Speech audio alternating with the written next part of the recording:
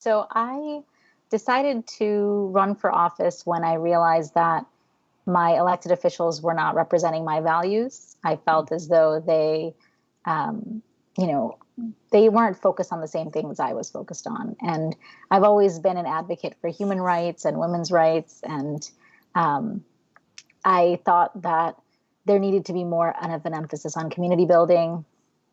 Okay. And so I started thinking about running for office, and I participated in a training program for women from the Democratic Party who want to run for office called Emerge.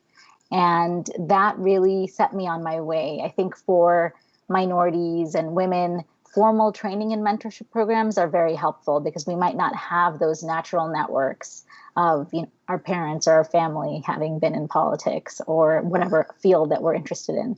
So that was very helpful. And I was actually campaigning for a candidate in 2016 when I was asked to run for office in my local government.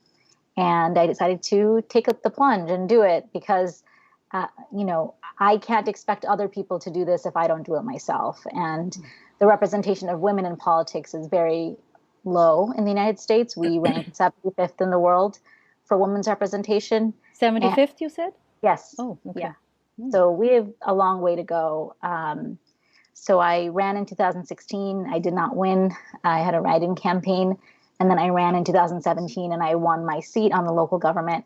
At that time, I was the only Democrat and the only racial minority on the Township committee.